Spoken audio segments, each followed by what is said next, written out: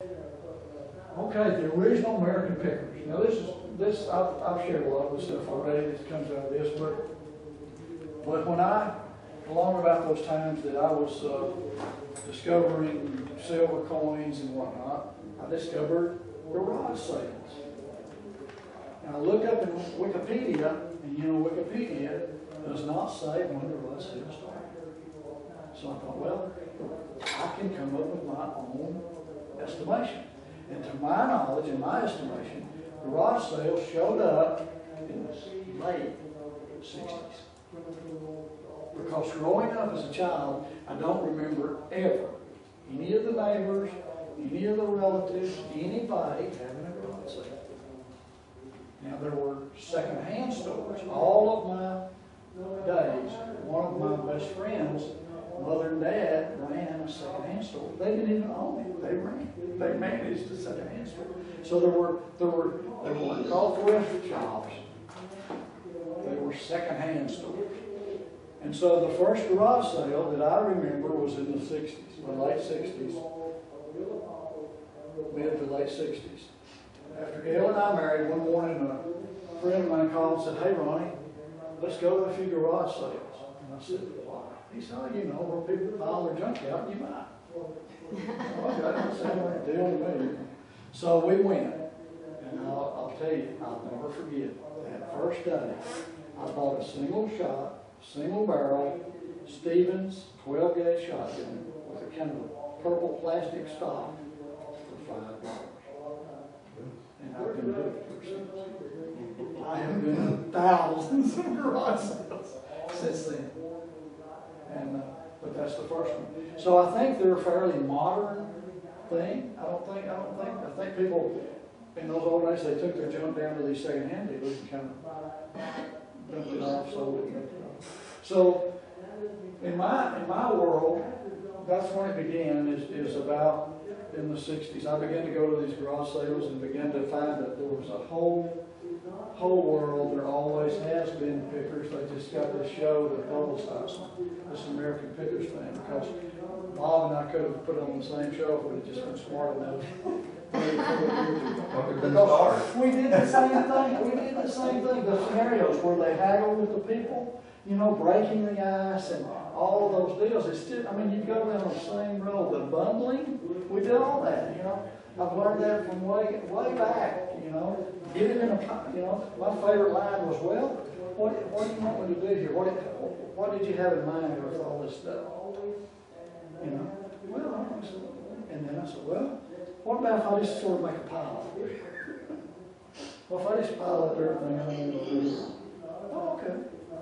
And then we give them a pile, and we said, "Well, what do you do?" Bundling. Have you seen it enough to know what it's on? That's but no. So I found out that there was a whole world of pickers. I began to get into it. Most of them were antique dealers that were out picking on Saturdays and Friday mornings. And then there was a whole world of them. They're all connected and they all know each other. So you start going to garage sales, you start seeing the same faces. And then you start seeing who knows more about what, and who will buy what, and who will sell you what. And it's a whole network. I think that's the modern word. Of a world of pickers out there. And then recently they come up with this TV show. And now the thing that I haven't done, we didn't do, I've tried it a couple of times, just, they call it cold something. Cold call. Cold call, you just knock on the door. Well, that's a tough. Before the garage sale? Yeah, well, even worse, just a stranger's door. Hey, I'm buying Jim. But I've been early to several garage sales. I've never made a pass of myself, but I have driven by the evening before, and if the guy's out there and he looks open, I say, "Hey, are you open yet?" "Oh yeah, come on in." Man, the gold mine. And all those things, but it's an interesting world. And I'm here to tell you that if you have a need, if you have the time, if there's an income void in your world, like I say, you're not going to get rich, but you might get better off if you decided that you wanted to do. And I tell you what, I cannot tell you how many times through the years people come up to me and say, Ronnie, how did I get started in doing what you do? How would I do that? If I wanted to, they don't know before they start this. They do already emotional, but they don't say bigger. But so how would I? And they hang back on the word junk. I'm real big on the word junk. My antique dealer friends hate it. They don't like when I call it junk. It's antiques. But a lot of people ask me that. How did I get started? You know, there it is. You just got to start with the knowledge of something. We've talked about it all day long. So start with one category. Now the brother that's running the camera call, see, he's got a world of some sort of electronics. He's been doing on it, so he's already got him on. He's already started. See what I mean? He's found his expertise. So if you wanted to do this, start with one category and become knowledgeable in that category. Whatever you like. Does anybody here collect anything? Does anybody collect anything? What do you collect? I have my mother's Hummel collection. What? Hummels. Hummels? But I collect really weird things, like the old Liberty Staffordshire dishware. Okay. In 1976, they were sold at the dollar stores or grocery stores. I just like, it's made in America, and it's got pictures of what America was in 1700s. And you have some knowledge then of that stuff. Okay? Then, if you were going to start picking, then that's what you would start with. Because you already have some knowledge. You have some knowledge of the value. You know some areas, some pieces that are rare that might be worth quite a bit. If you saw one at a garage sale, you'd grab it. I wouldn't probably know what. I'm humble. I've done humble. I've been a few humbles. But the other stuff, I don't know. See, that's outside my.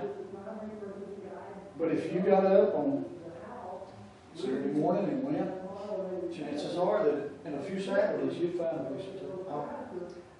I know you would if you went to the antique shops. The key is the knowledge. If you know what they'll bring, not what they used to bring, we got to be careful. Can't get caught in yesterday's prices, but that's an example. You already have an area to build from. So what I did is I had collected knives. When I went to that first garage sale, I had always liked knives since I was a little bitty kid. I had some pocket knives from when I was a little kid.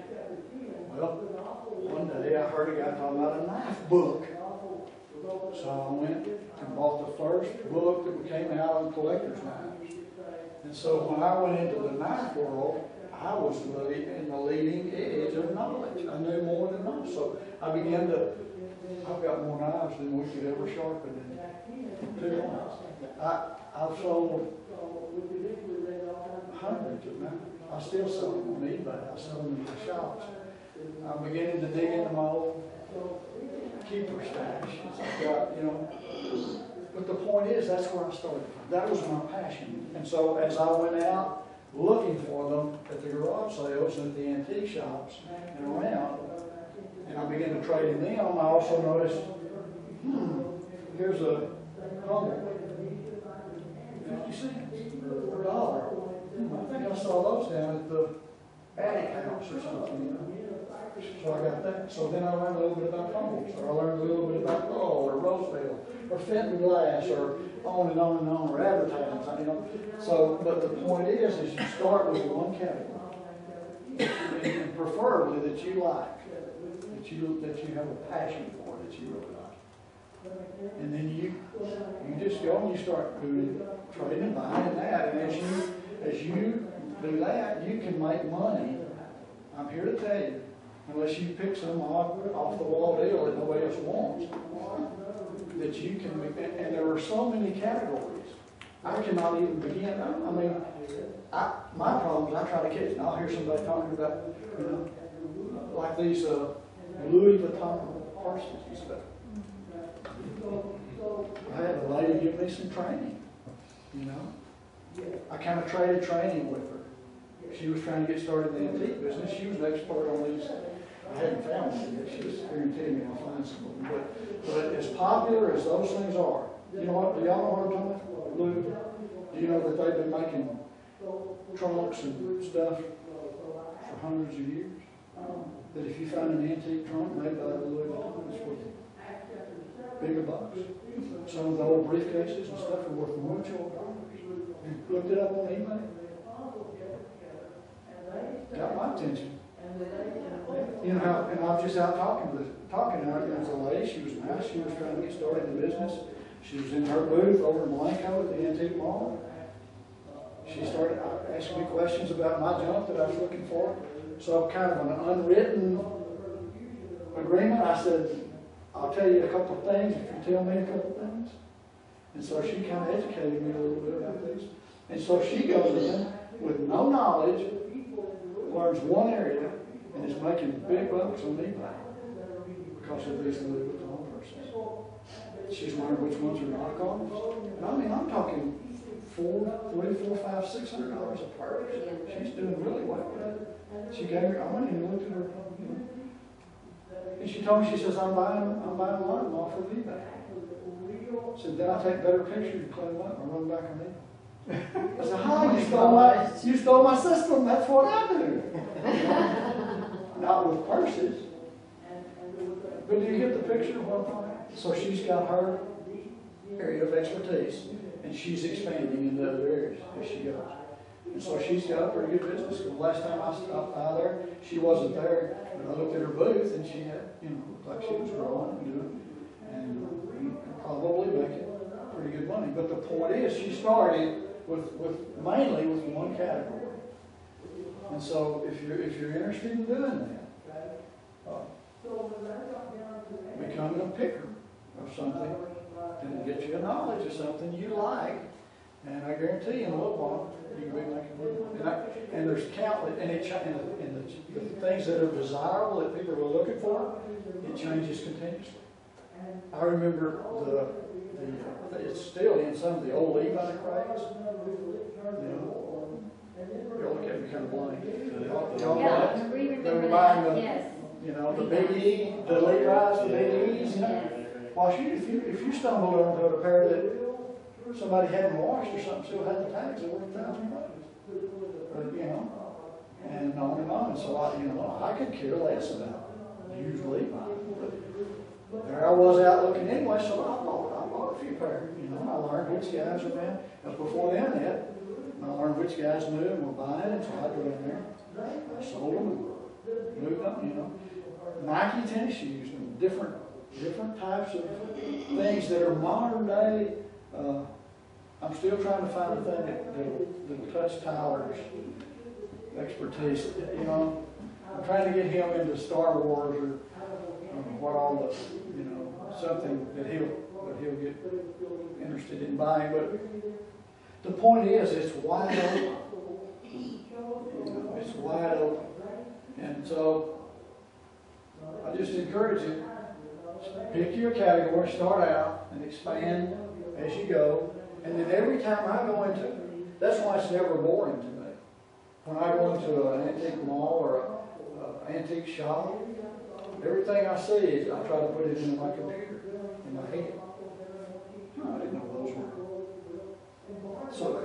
So it's always changing, so you're never on top of it. Now the really deal is stuff from the 70s. It all looks like junk to me because it was just using stuff. And I'm having a really hard time of adapting to the, I'm still looking for the old depression glass and the old stuff from the 40s, 30s, and 20s. Well, the new generation, they don't want that. That's real old. They want stuff that when they were kids, it reminds them, gives them a warm feeling of when they were kids. So I'm having to try to readjust and continually. It keeps my old bones and my mind active. It keeps me going. It makes me a little money too. So I'm just encouraging you, if you like that show, American Pickers, you know, you can do it. And I watch those guys, and I watch them walk right by stuff that I would walk. You know, and that is, you know, all in all. So it's fun, and you've got storage wars. You know, so I'm telling you that the American public is somehow fascinated by used junk. Are most shows wouldn't be that way. And we've done a story for them. We bought units and boxes and whatnot, and it's pretty fun. That's a pretty good gamble. I'm not too big at buying stuff I can't see. I like to kind of get a glimpse of it, but it's all out there. All that stuff's happening, and it's wide open. So if you start with one category, and if you want me to suggest a category,